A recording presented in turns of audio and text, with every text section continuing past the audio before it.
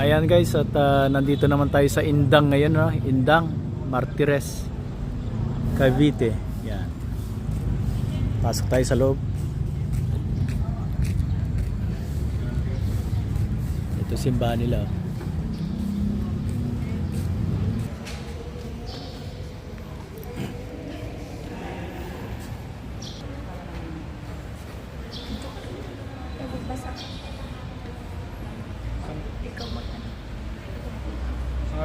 Sama ng anak at Espiritu Santo. Ikasiyam na istasyon, si Jesus ay ipinako sa krus.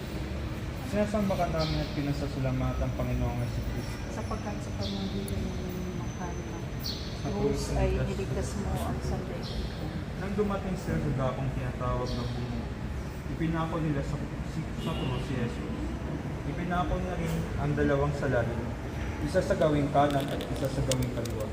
Sinabi ni Jesus, Ama, patawarin mo sila sapagkat hindi nila nalalaman ang kanilang ginagawa. At Pangapakailanman, hinahamon ka ng iyong mga kaaway na bumaba mula sa iyo.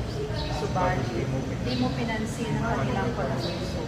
Hindi dahil sa ikaw ay nakapako, kundi dahil sa pag-ibig mo sa mga makasalanan.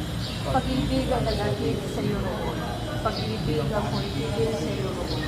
Panginoong Jesus, pagkalooban mo kami ng biyaya na matupad ang hearts with the Holy Spirit. Reawaken in us a blessed hope for the coming of your kingdom. May your grace transform us into tireless cultivators of the seeds of the gospel. May those seeds transform from within both humanity and the whole cosmos in the source expectation of the earth. With the powers of evil darkness, their glory will shine eternally. May the grace of the Jubilee reawaken us as pilgrims of hope, a yearning of the treasures of heaven.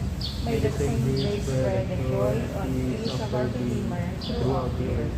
To you, our God, eternally blessed, be glory and praise forever. Amen. Sa ngalan ng Ama, ng Anak, ng Espiritu Santo.